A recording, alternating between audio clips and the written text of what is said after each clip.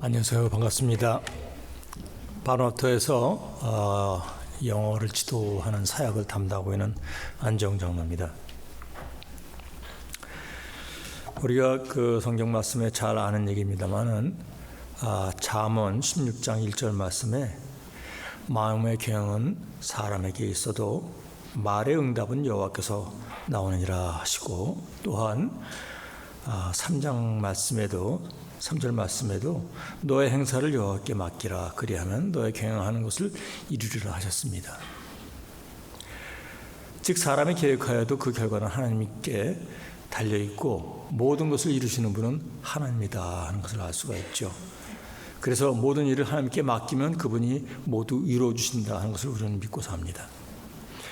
제가 처음에 선교를 생각할 때 항상 기도했을 때 그것이 하나님이 인도하시는 것일까 하고, 정말 주님의 선교수께 부르심일까 하고 마음에 확신이 없었습니다. 그런데 오늘의 말씀처럼 그 말씀을 붙잡고 현지에서 기도하는 가운데 단지 저는 그 약속의 말씀만 믿고 내가 가는 이 길이 올바른지 주님의 뜻에 합당한지를 물으며 나아가겠다고 생각했습니다. 그랬더니 오히려 마음도 편해지고 또 하나님이 저를 통해서 이루실 거라고 맡겨버리니까 믿음과 사명감이 더 강해짐을 깨닫게 되었습니다.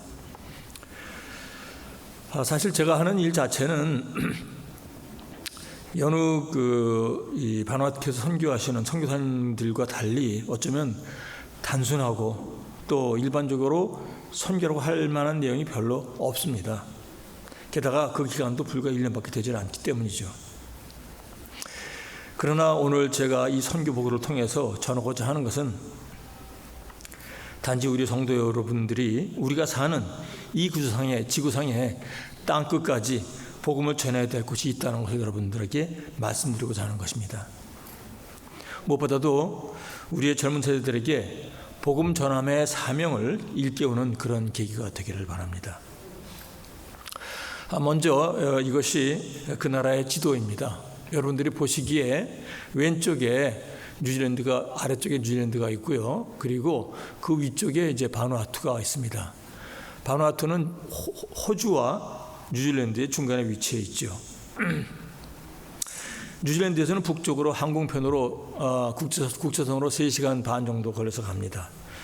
그리고 제가 있는 그 산토섬은 바로 그 왼쪽 그림의 북단에 위치하고 있습니다. 지금 오른쪽 그림 보시면은요, 그 아래쪽에 있는 것이 수도 포트빌라가 있는 곳이고요. 그 북쪽에 가장 큰 섬이 산토 아일랜드입니다. 거기에 저희 학교가 위치해 있습니다. 국토 면적은 뉴질랜드 북단에 있는 노슬랜드의 80% 정도 크기고요. 그리고 한국의 전라남도보다도 약간 작습니다. 전부 그 섬나라로 이루어져 있죠.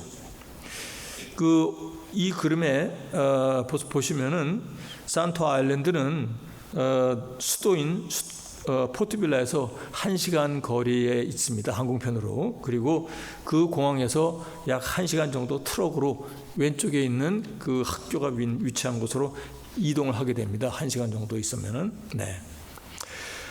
그 나라는 1980년도에 영국과 프랑스로부터 식민지에서 독립된 나라입니다. 인구는 약 30만 명 정도이고요. 경제 규모면에서 보면 국민 총생산이나 국민소득, 1인당 국민소득, 그리고 모든 후생시설 면에서 전 세계에서 200여권 밖에 있는 아주 극심히 빈곤한 나라입니다.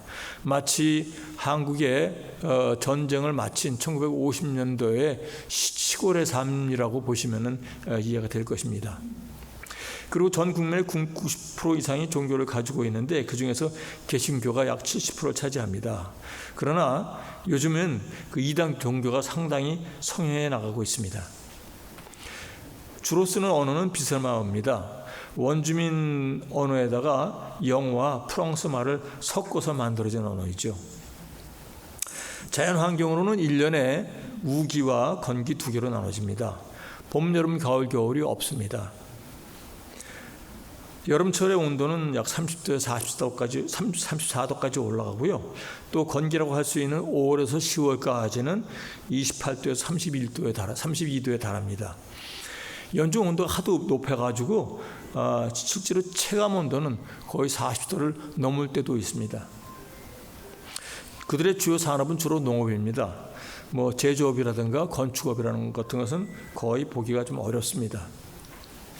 그래서 대부분의 서민들이 쓰는 물건은 중국이나 호주, 뉴질랜드에서 수입을 해오는데 그 물가가 상당히 높습니다. 서민들은 그런 거를 거의 쓰지를 못합니다.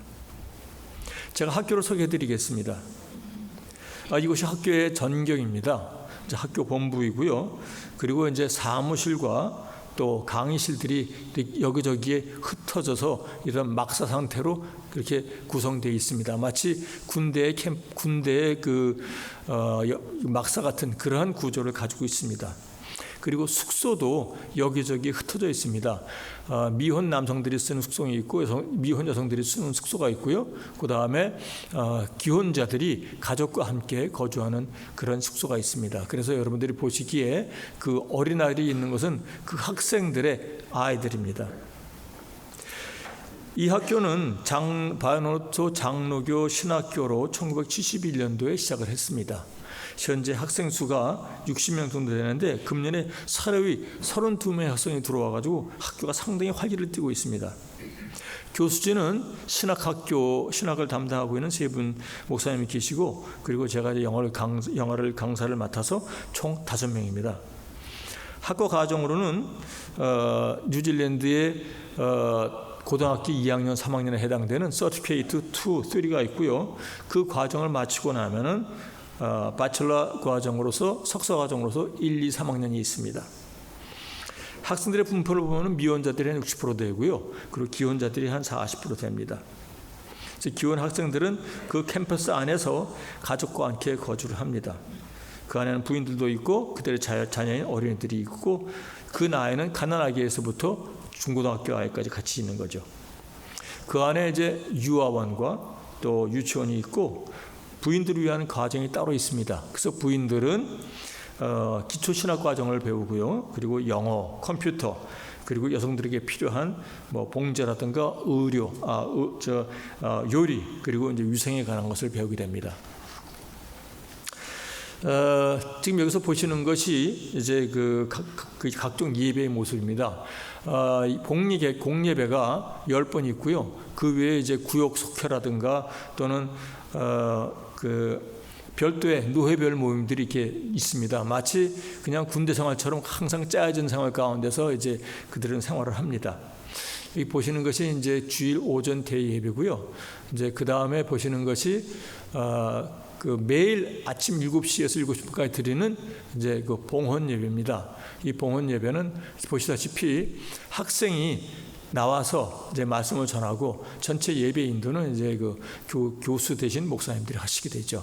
여러분이 보시는 이 사진을 보시면은 잘 안 보이겠습니다만 평일 아침에 정전된 상태에서 비가 오는 날 교장 되시는 목사님이 말씀을 하시면서 후라시를 들고서 얘기하시는 모습입니다. 네. 그 다음에 모습을 보시면은 이제 이것도 봉헌 예배에 대한 것인데 선교 사들이 거기 와서 이제 선교 활동된 것도 외부에서 와서 말씀도 전하기도 합니다. 네, 그 다음 장면을 보시게 되면은요, 그들의 생활 묘사를 볼 수가 있는데, 그들은 주로 이제 현지에서 필요한 음식 재료를 바로 구합니다. 텃밭이라고 하는 것이 각자가 있어가지고 거기서 이제 주로 뿌리 식물인 채소를 직접 재배하고 채취해서 그걸 가지고 음식을 삶습니다. 더러는 바다에서 해물들을 잡아서 먹기도 하고요. 여기 보시는 거는 이제 미혼 학생들이 쓰는 재래식 부엌입니다.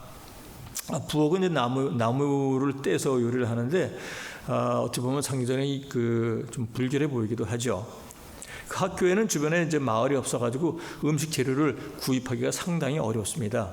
학생주로 주로 토속 재료를 의존해서 음식을 섭취하는데 일부 스태프들은 일주일에 한 번 정도는 트럭에 짐칸을 타고 시내로 가서 물건을 구입해 오죠. 그런데 학교의 전기 공급이 저녁 6시부터 9시까지 공급이 되기 때문에 여러분들이 생각하는 그런 냉장고라든가 세탁기라든가 선풍기 이런 거는 전혀 없습니다. 그러니까 음식이나 물 같은 그런 생활의 불편함이 상당히 많습니다.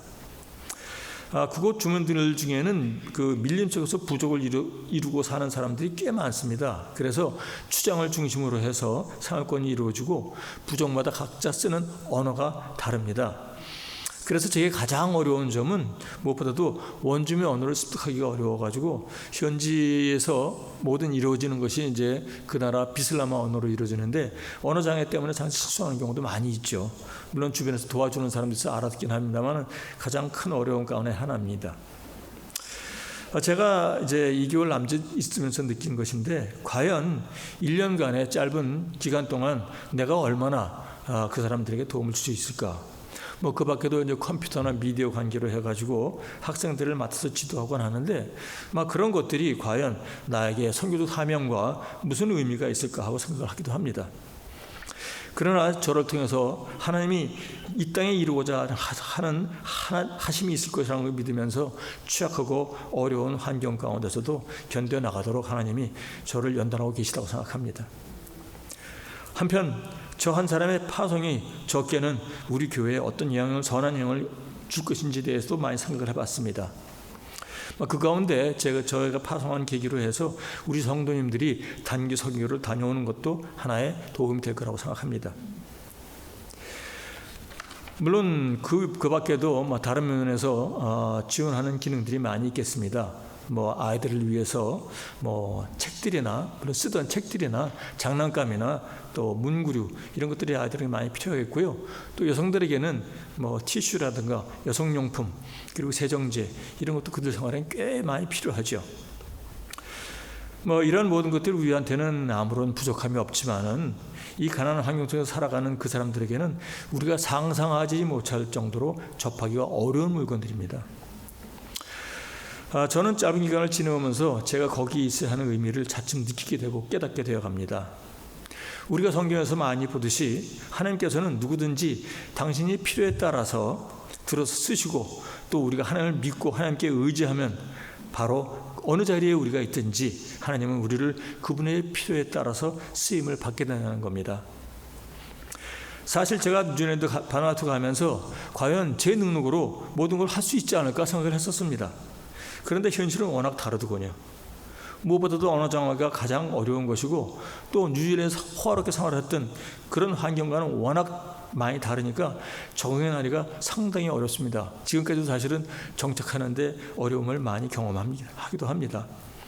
그러면서도 바로 이 자리가 제가 서야 할 자리이고 제가 거기에 있는 것만으로도 하나님이 필요하실 때 쓰시겠구나 하는 그런 믿음으로 기도로 간구하면서 주님이 제가 시리와 곤경에 빠져 있을 때 이미 저를 앞세워서 예비하신 누군가를 제 앞에 천사처럼 보내주시고 그들이 모든 문제를 해결해 주는 그런 기적 같은 일을 경험하면서 얼마나 놀라고 감격스러운지 눈물을 흘릴 때가 덜 있었습니다. 어려워도 감사할 점만 있으면 더 위안을 받게 되고 그것이 저에게 더 큰 힘이 된다는 것을 새삼스럽게 깨달았습니다. 이 모든 것이 하나님의 은혜이고 또 저 자신이 기도보다는 저를 위해서 늘 기도로 동역해 주신 여러 우리 교회 성도님들 그 기도에 힘입어서 제가 모든 걸 극복할 수 있음에 참으로 감사드리며 이 모든 영광을 하나님께 돌려드립니다. 감사합니다.